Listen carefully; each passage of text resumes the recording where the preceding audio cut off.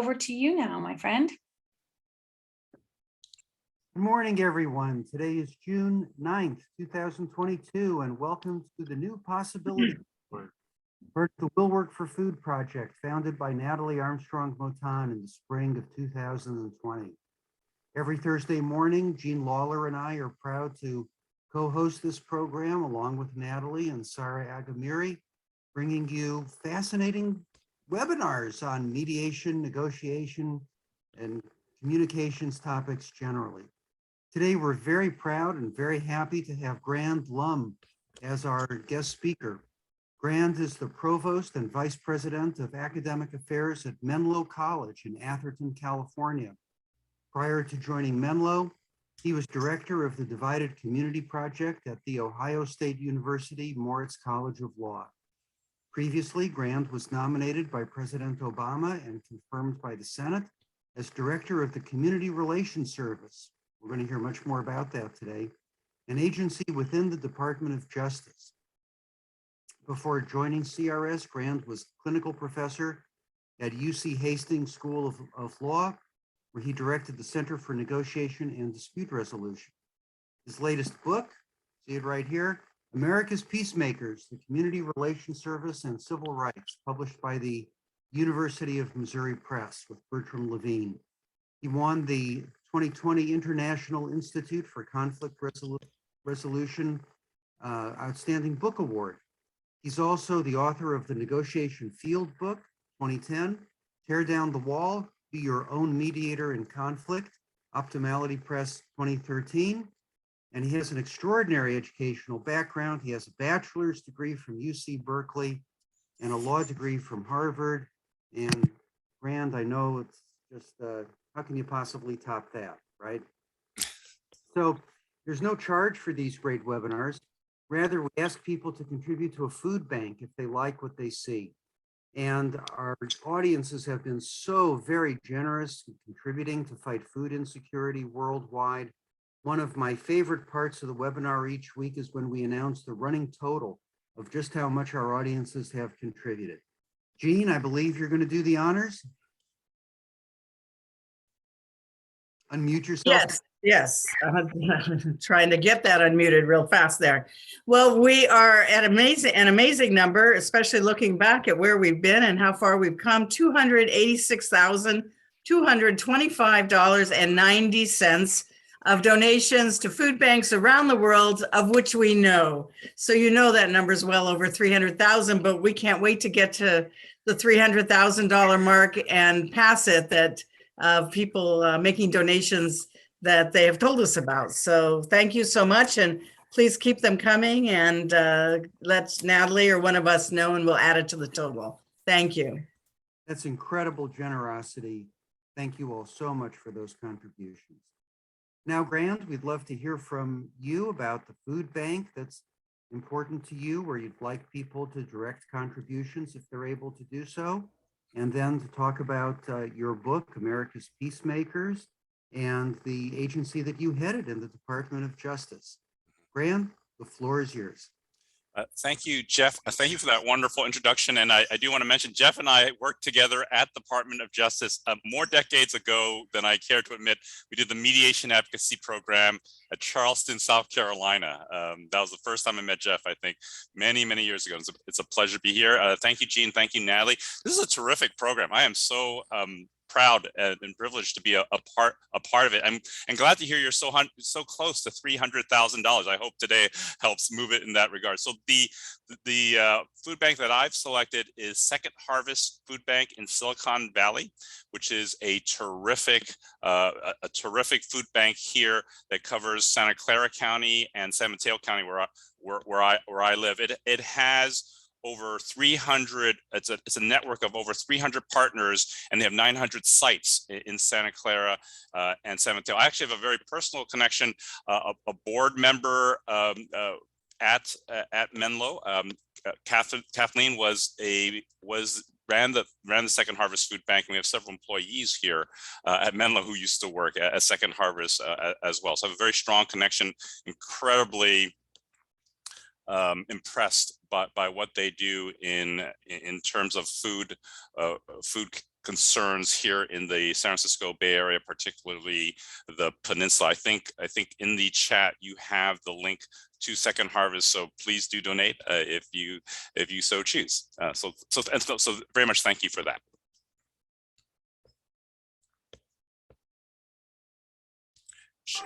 Go for it, Graham. I should okay. I will go for it. I didn't know there was an official from that. By the way, thank you all for showing up. It's great to see a few familiar faces here, and a few folks that I don't know. So it is terrific to see Robin and Charles here today.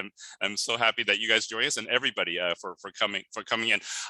My plan is to just, I think, talk a bit about the book for 20 minutes, and I think Jeff and G may have some questions, and absolutely welcome questions from folks as well here. So this, I want to start by saying, and then I'm going to move to show a few slides as well, just to give you a sense of it.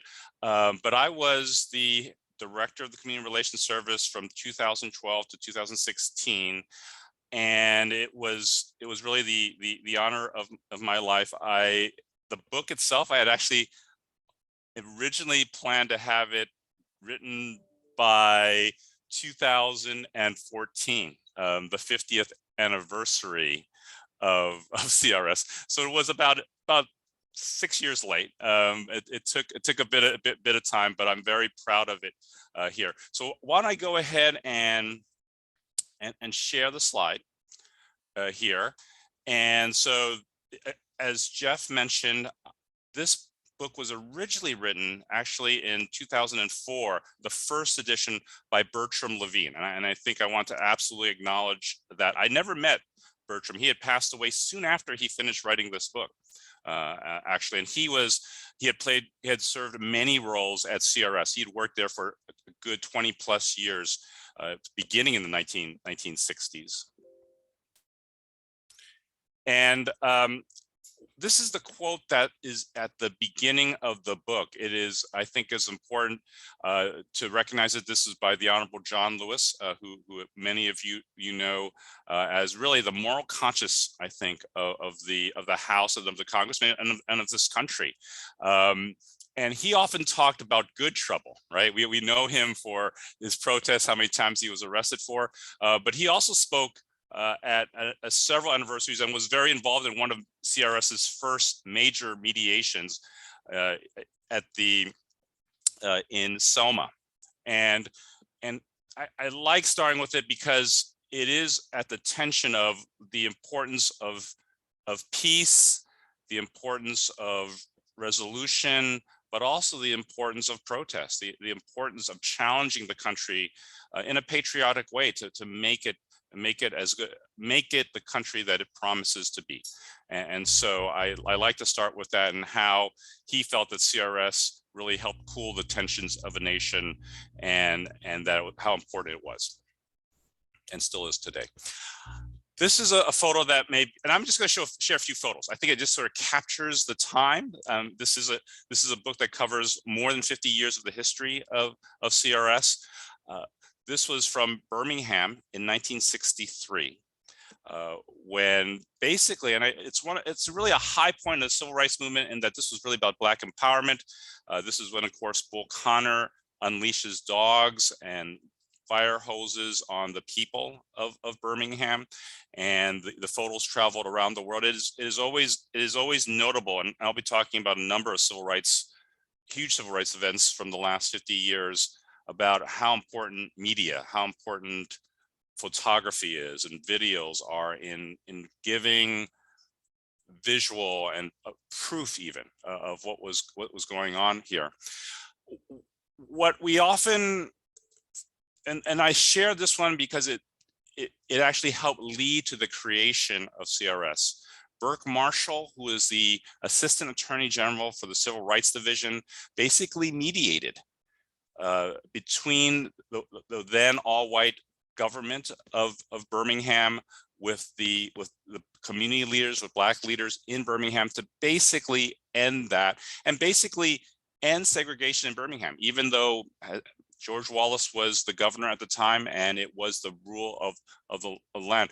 What he said, what Burke Marshall said was, this took a lot of work and he said, it took away time from litigation, and he thought it was incredibly important to set up a separate arm to focus on mediation.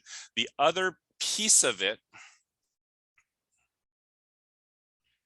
that leads the signing and the signing of the 1964 Civil Rights Act and the creation of CRS. CRS is within Title 10 of the 1964 Civil Rights Act, is that Lyndon Baines Johnson, the president at that time, was the person who first proposed it. He had Arthur Goldberg, who was later a Supreme Court justice, write the legislation based on, and I know we've had a few folks who have been federal employees here, based on the Federal Mediation Conciliation Service. So that's what the Community Relations Service was based upon here.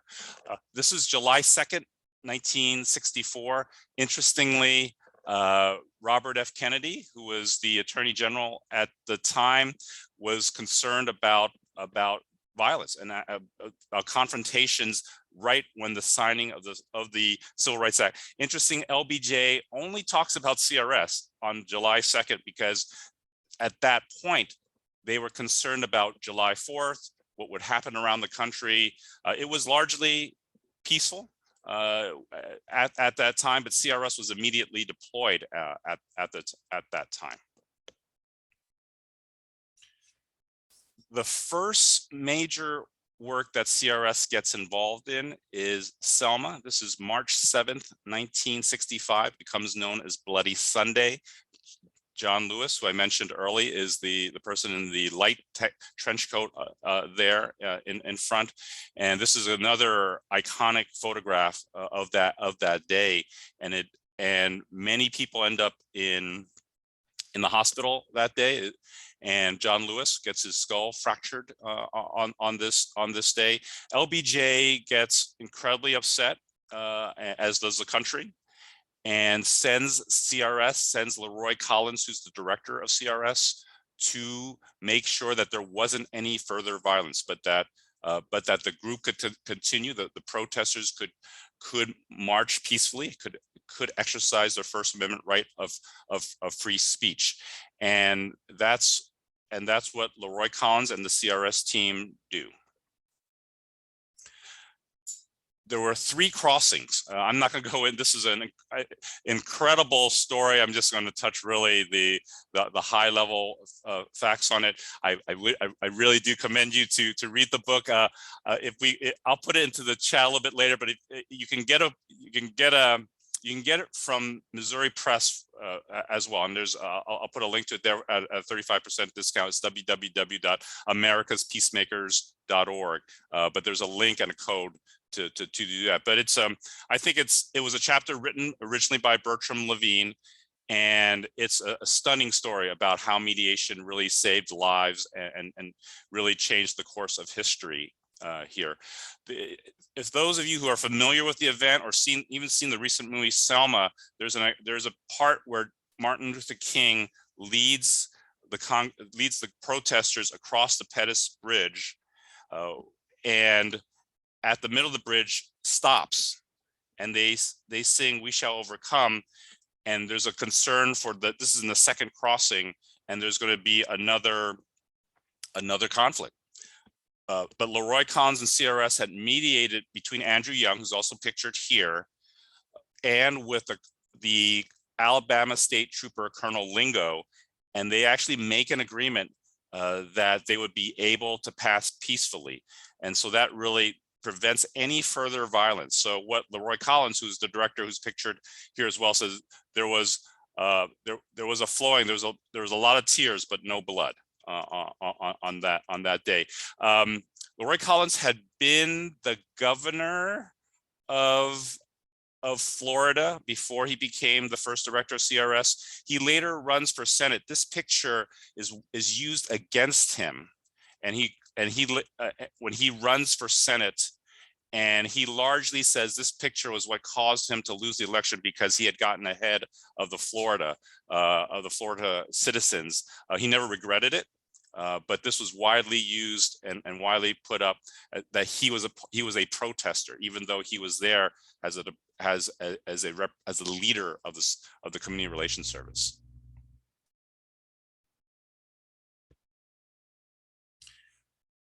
I don't know how you may remember Frank Collin, but he was a leader of an American Nazi group in the 1970s. And it was a very small group. We've certainly seen a resurgence of white nationalism in this country. This happened in Chicago, and he had wanted to protest in Chicago in front of the federal building. He's denied that. He then sends letters to suburbs around Chicago. Only Skokie's city manager responds, Skokie, Illinois. Just because city manager responds, Frank Collin decides that they want to go rally in Skokie. And many of you who are lawyers in this setting may be aware of the Supreme Court case of Skokie here, and that was the case here. Dick Salem was a mediator for the Community Relations Service. Some of you may be familiar with him. He was very active in the informing of ACR, the Association for Conflict Resolution, wrote a book with Nancy Rogers on mediation as well. Nancy Rogers, who is the Dean of Ohio State Law School and a colleague of mine at the Divided Community Project. And it's a situation where the ACLU is, of course, involved. And there was going to be a huge protest, and nobody wanted to speak like today, to a Nazi, and made a huge difference in preventing violence. That there was thoughts that there was going to be a lot of violence in Skokie, and because of CRS's involvement, the rally does not happen. He actually gets Frank Collin to basically agree to give up, even though he won the right. He does eventually protest in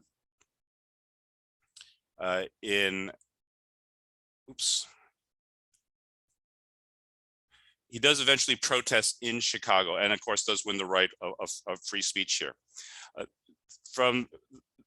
For those of you old enough, I was, to remember the Boston Public Schools desegregation in the 1970s.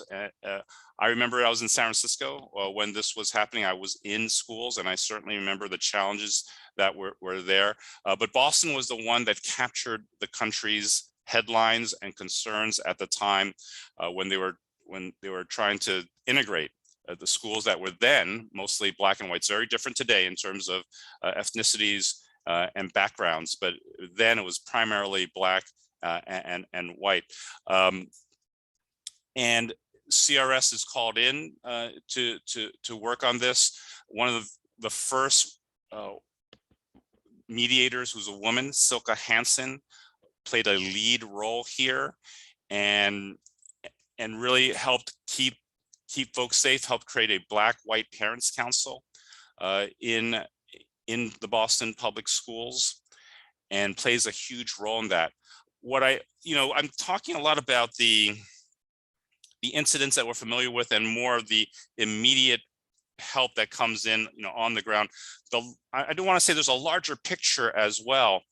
After Boston happens, schools across the country become hugely concerned about what they're going to do. CRS plays a role and goes to Detroit, goes to other cities, works with school districts throughout the country, and there are conferences, and they really try to figure out, they don't want to be the next Boston, was what they were talking about in that case. And it does largely become much more peaceful in terms of the integration. Now, there are still challenges today in terms of how racially segregated our public schools are.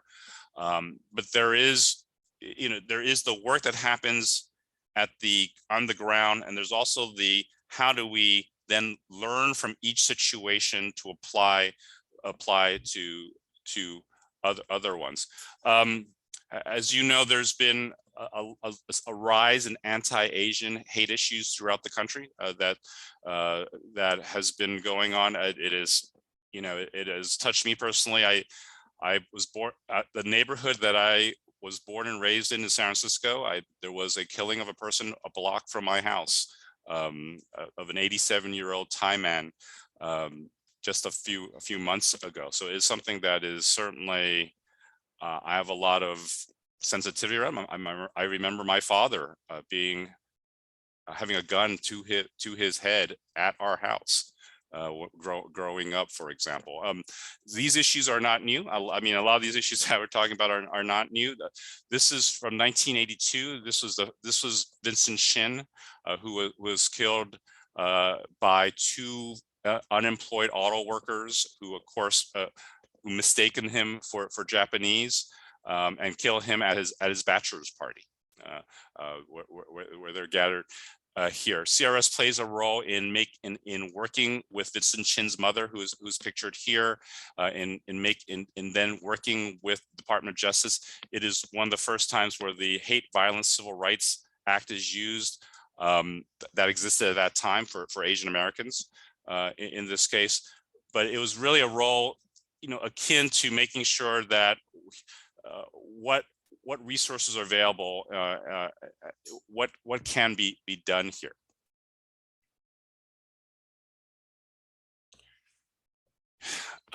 Some of you may remember this from 1999, November 21st, when Elian Gonzalez is rescued at sea during the Thanksgiving week. Interestingly enough, the Coast Guard picked him up.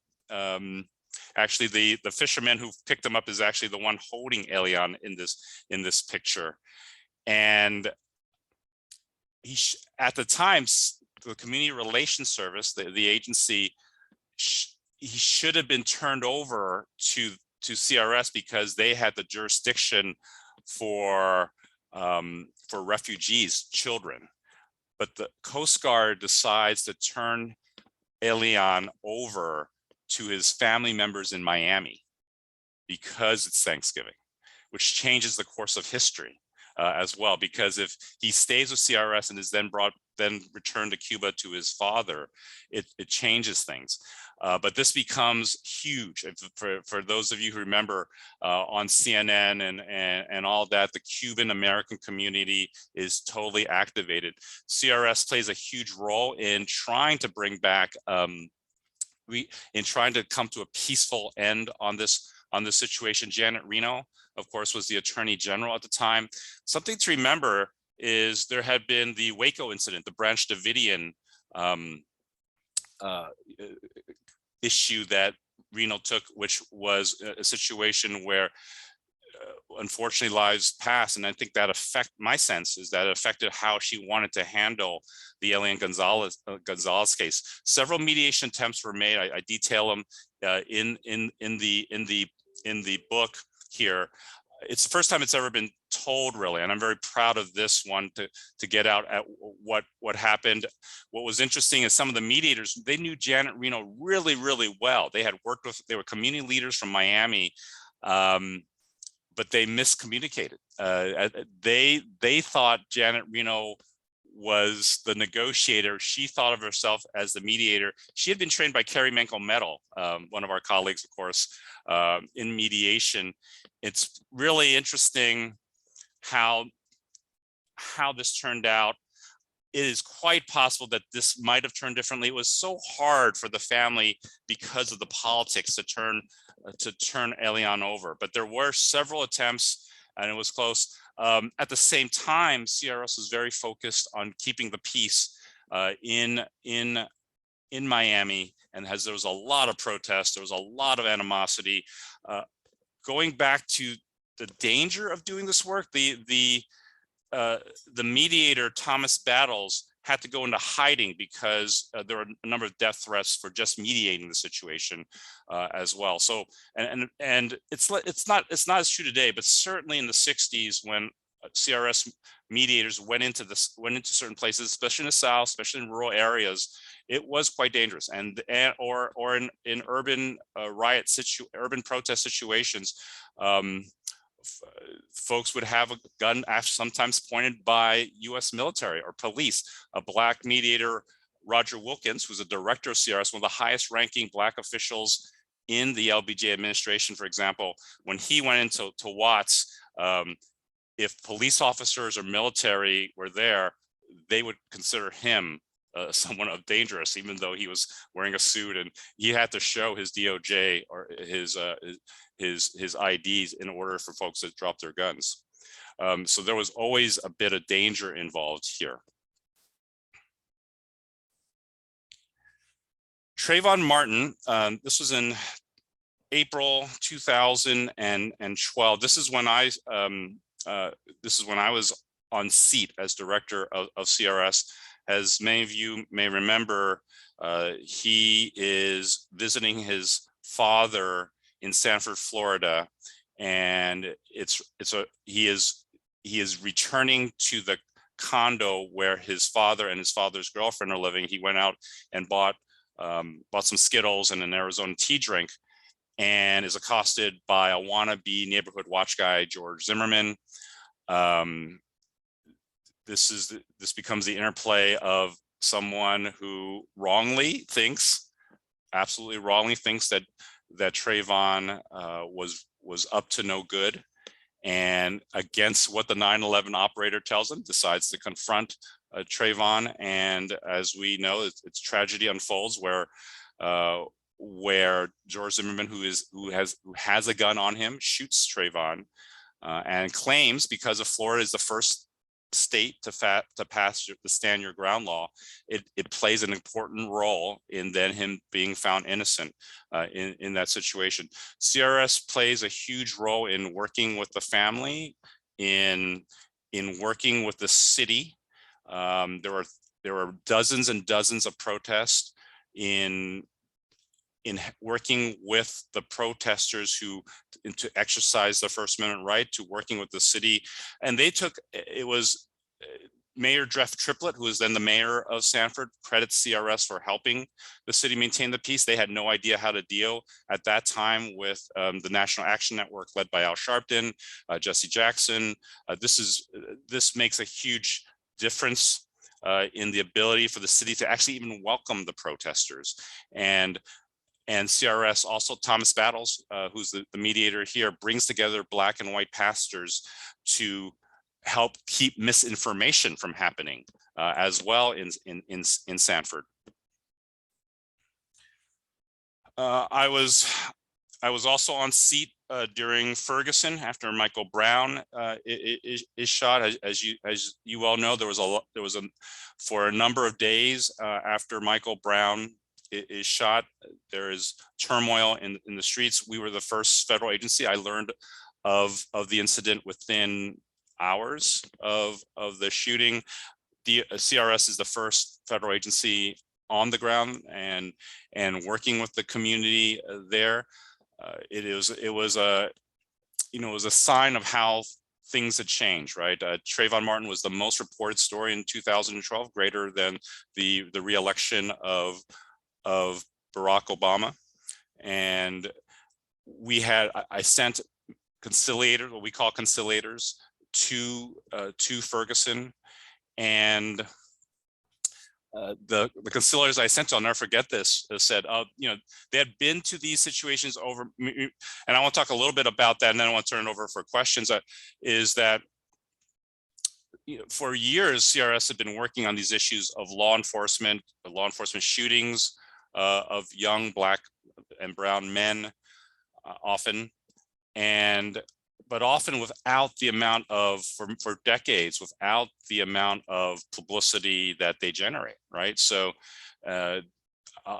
the Derek Dean, who goes to Ferguson, drives from Kansas City, thought that this would be like past ones, that there would be a candlelight vigil, some folks would show up, and that would be it, and he would return home to Kansas City. This was, as we all know, very, very different here. It becomes a very difficult decision for the Attorney General, then Eric Holder, to make a decision of whether to come to Ferguson. And he actually told me it was the most difficult decision he had to make while he was the Attorney General. When he makes a decision to come to Ferguson to see what they could do to calm things down, President Obama announces that the Community Relations Service is on the ground in Ferguson. Attorney General Holder asked me to organize, because we're the folks who know the community members in Ferguson, to organize several meetings for the Attorney General with the community, with local leaders, with faith leaders. So within 48 hours, we had to arrange a number of meetings, vet all the folks who are going to be there. And also really with the expectation that we could reduce the high degree of tension and get and create some peace within Ferguson and the greater area that day. I'll never forget it. I mean, it was such a lift for our team. Several other DOJ agencies were there, Civil Rights Division, U.S. Attorney, and we run the meetings. I facilitate a meeting with Attorney General Holder. And I will never forget what he said. He said, "I am the Attorney General of the United States, but I'm also a Black man." And he then shares stories from his youth of being stopped by police at the New Jersey Turnpike. It was hard for me to tell that day, what would happen that evening, but I still remember it very clearly. That was the first night in more than 12 nights that there was peace in the streets. There were very few people, and there were no arrests that night, and it made a difference. Now, I do want to say a little bit about the larger issue. CRS worked many years on these issues in the 80s, in the 70s. We certainly can remember Rodney King from the 1990s as well. What happened to him from the LA police. CRS had done use of force issues, had worked with police departments, and actually had tracked some reduction in fatalities over that time as well. So CRS has been doing that kind of work and doing it very well here. That is from the meeting in Ferguson where I facilitated and Attorney General Holder spoke. This was from our 50th anniversary, and I think I like to sort of end here because the 1964 Civil Rights Act says that CRS conciliators have to do the work confidentially, like any mediator does. There's actually a clause there that says if you breach that confidentiality, you would pay a $1,000 fine. It hasn't gone up; it's still a $1,000 fine today. But 1 year in prison. I will say very thankfully and strongly that there's never been a CRS conciliator that has ever paid a $1,000 fine or gone to prison for a year. It also even says in Title 10 that CRS conciliators are not to seek publicity. This has all happened backstage. This has all happened behind the scenes. And so these people have worked really anonymously over this entire 58 years, basically here. And I think it's important. I think it's important to honor these folks. And when I wrote the book, I really just want to honor their work. I was a political. I was there for 4 years.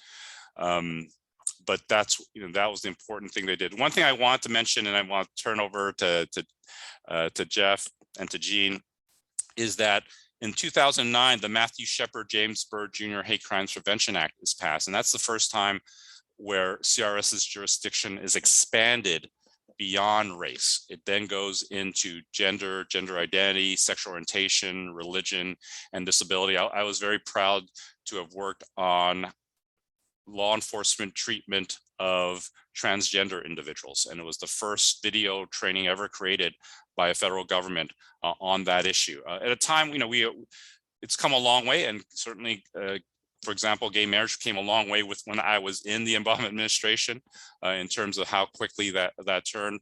But it was different at that time, even when we're now talking 10 years ago on working on these types of issues. But it was one where I was very, again, changing with the times and adjusting to civil rights issues that exist for people of many different identities and from many different characteristics as well. So I want to thank everyone for listening and for inviting me to speak.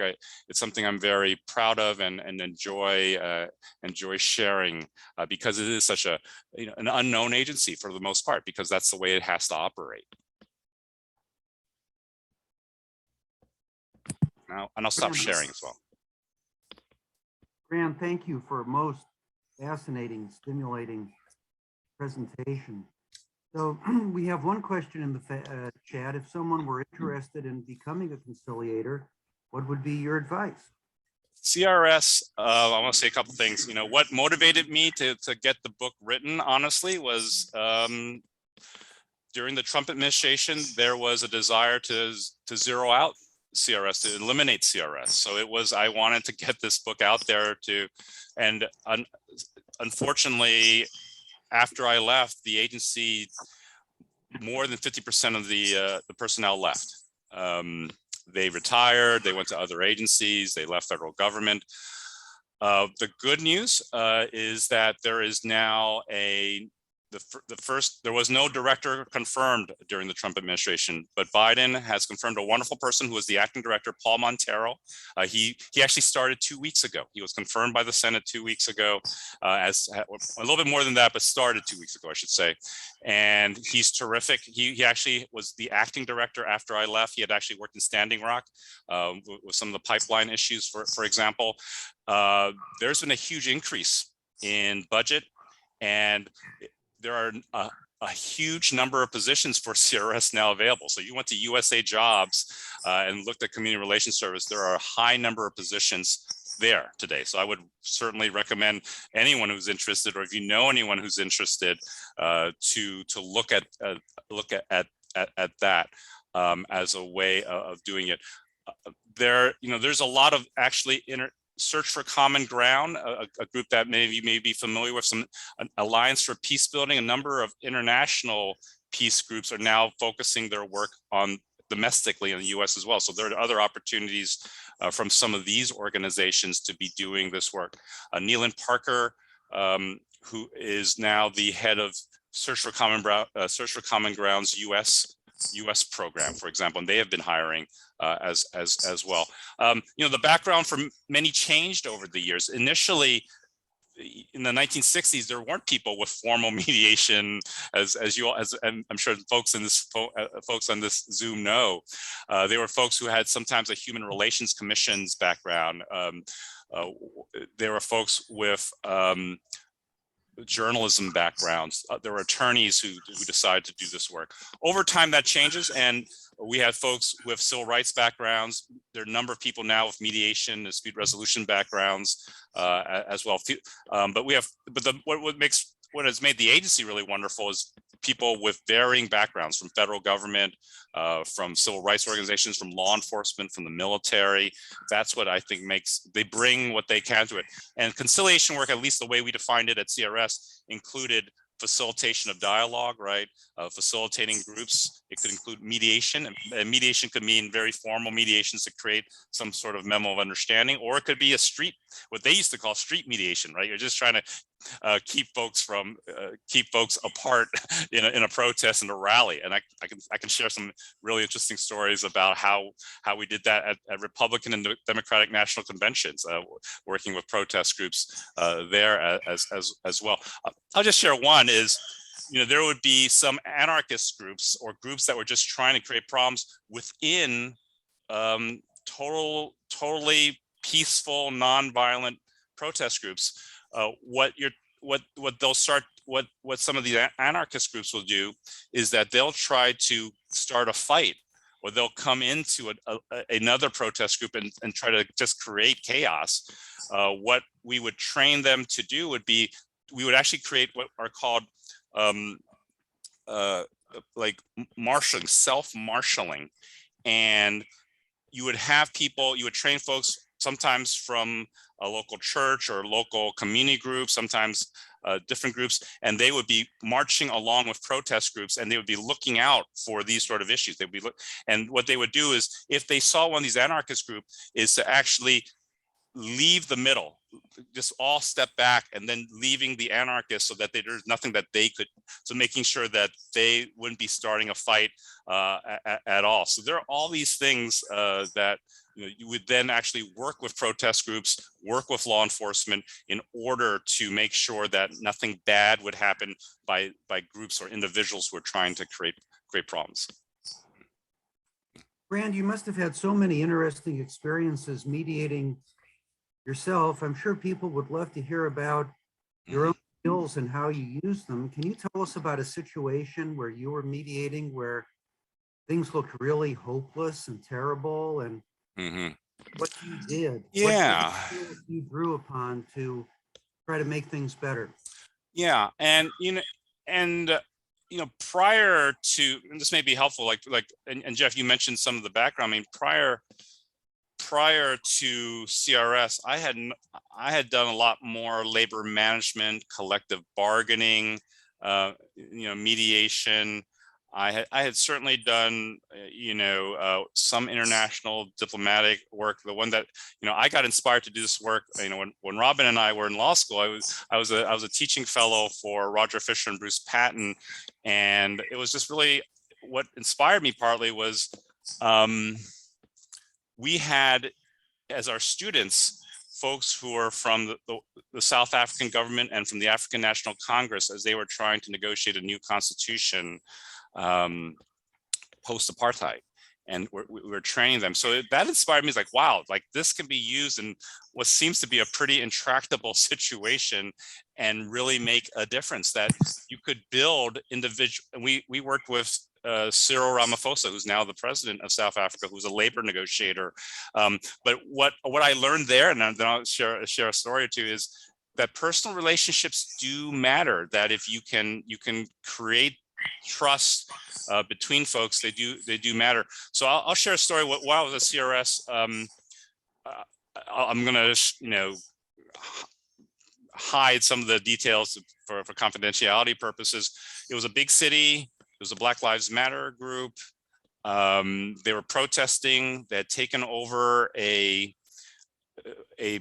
police department in front of the police department, not allowing folks to enter, and communication had totally broken down between the Black Lives Matter group and the mayor and the police chief. They were just not even talking to each other. And we played an incredibly important role in shuttle diplomacy. Like when things are that bad, somebody has to communicate or things can go really south, right? And there was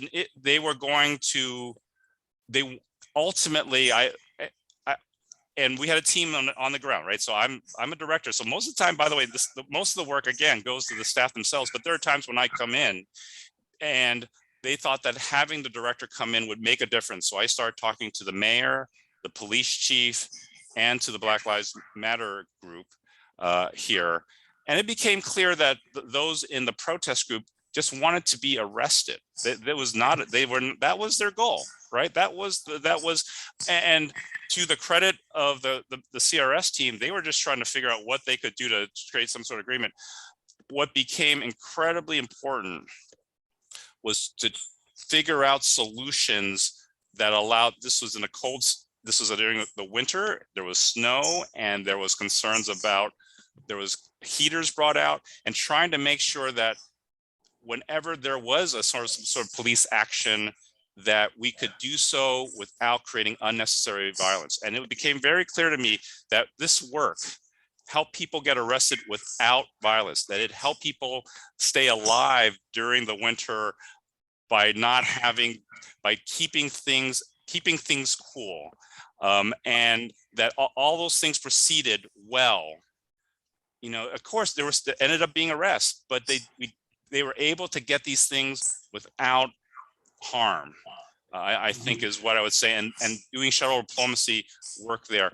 In another situation, a police department, what I would share was, it was a case where a civil rights leader and a police chief had made an agreement on how to handle transparency issues around videos of what had happened, and there was some mistreatment of someone who had been held by the police.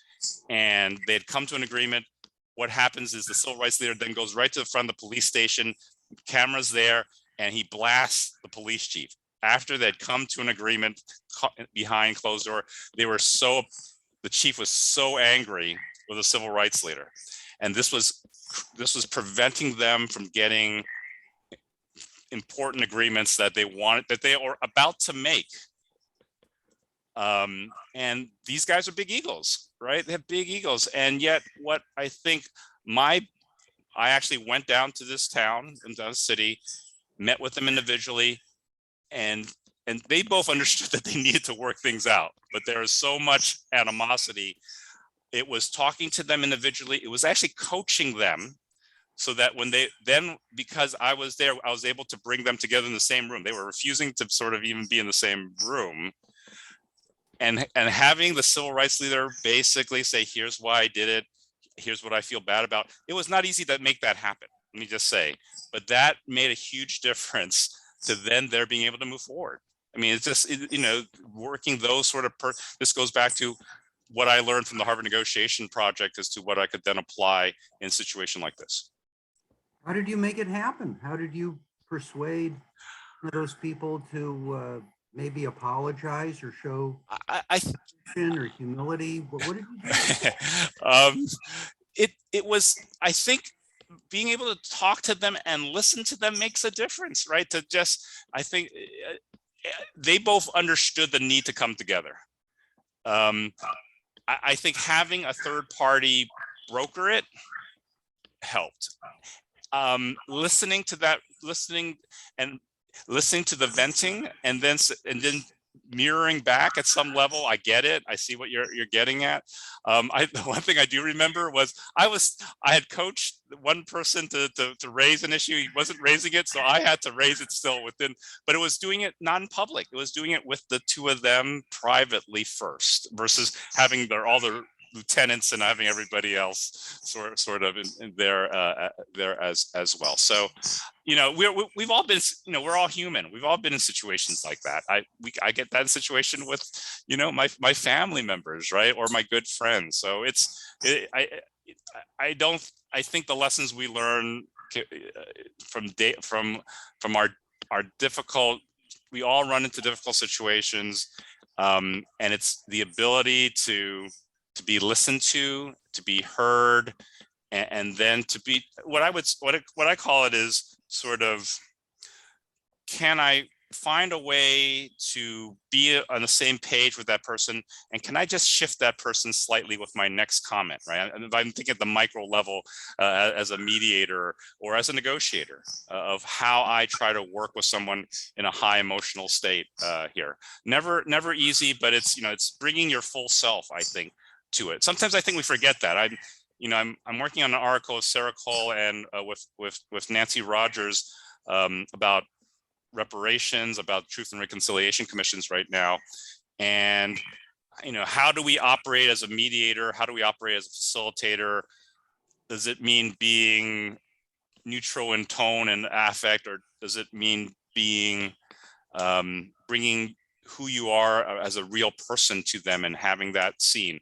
Because the way I learned mediation and where I am today is much different than when I started, too many years ago at this point.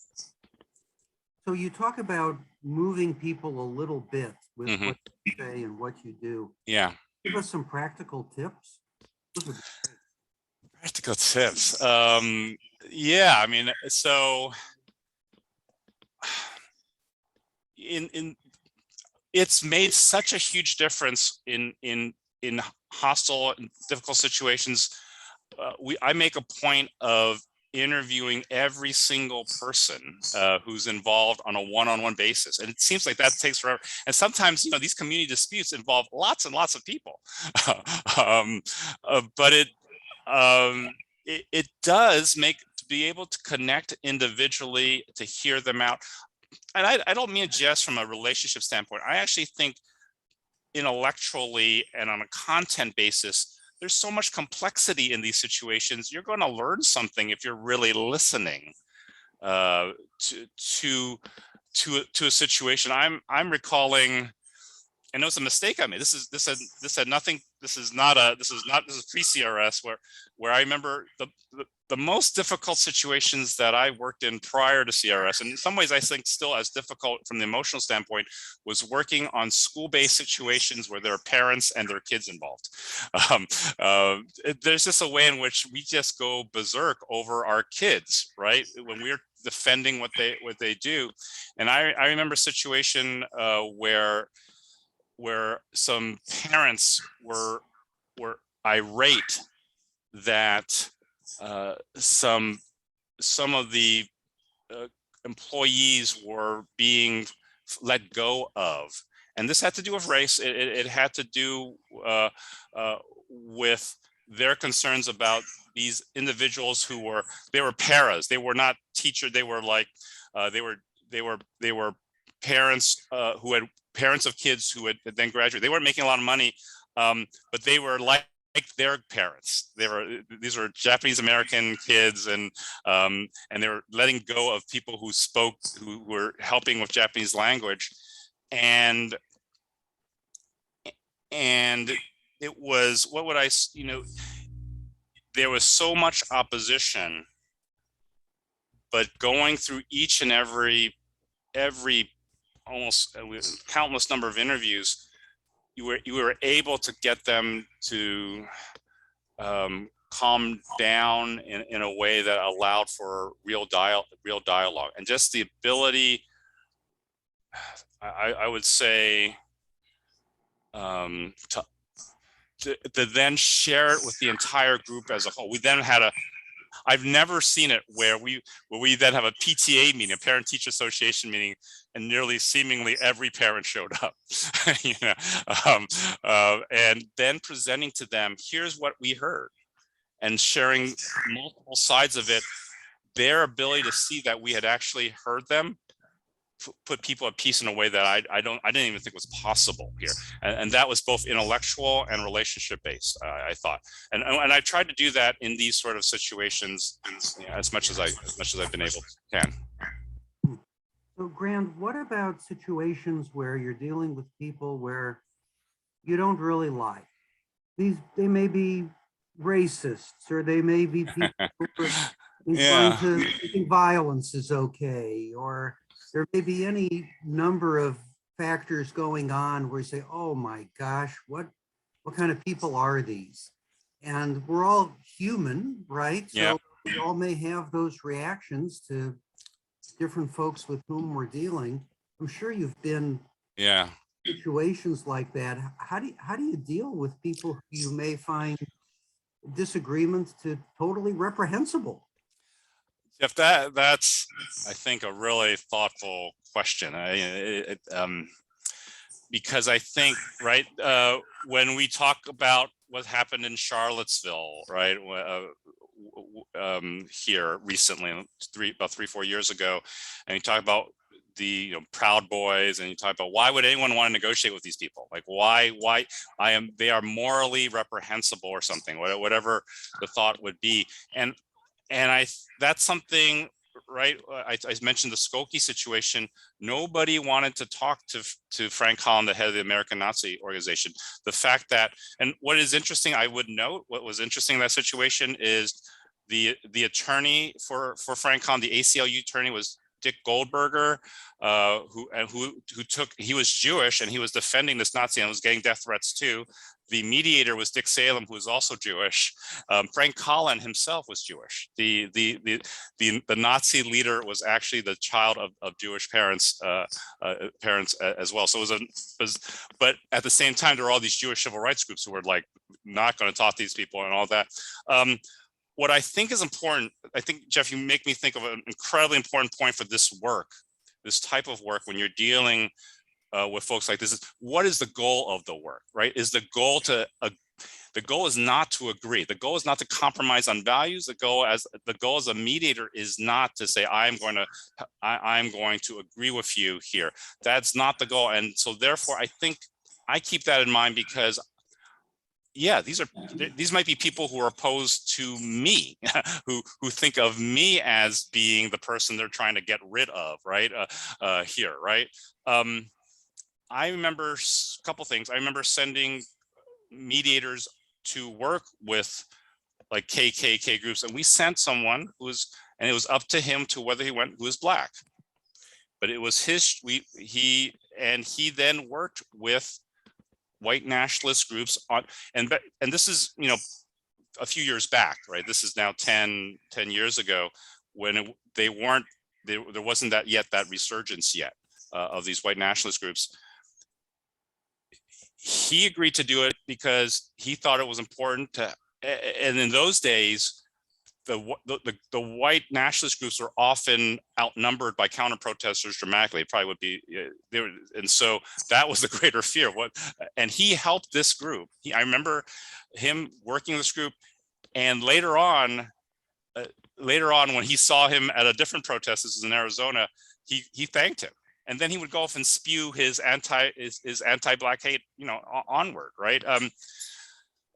And I'm not saying everyone should do that, but I am saying there's a benefit if the job is to prevent harm, and the job is to keep people safe. Then I'm okay with it personally.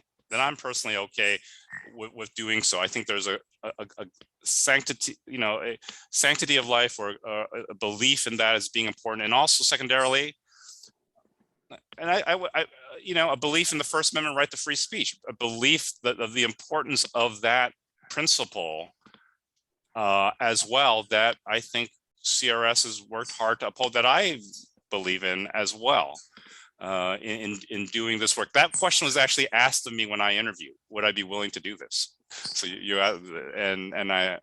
it is, and there are people who don't want to do it. I think I think that's okay. I think that's fine. I definitely know folks who say, I don't want to be in a room with these sort of folks. But I do think there's importance to doing it for the reasons of safety, of the valuing of life, and for a belief in the principle of the First Amendment. Have there been times, Grande, when your own racial and ethnic identity made a difference, either made you more effective or less effective as a mediator? Yeah, and that's an interesting question, because as you could tell from that picture that I shared of CRS, it's maybe one of the most diverse agencies in the whole federal government. And it wasn't just tokenism, right? We definitely had we were pretty even when it came to white, Black, Latino, and Asian. I mean, it was fairly, and then we definitely have folks who are of Middle Eastern background. We have folks from Sikh and Muslim backgrounds as well. And we think about that when we send teams out and as well. And I was often certainly the only Asian person in the room in many of these situations that I talked about.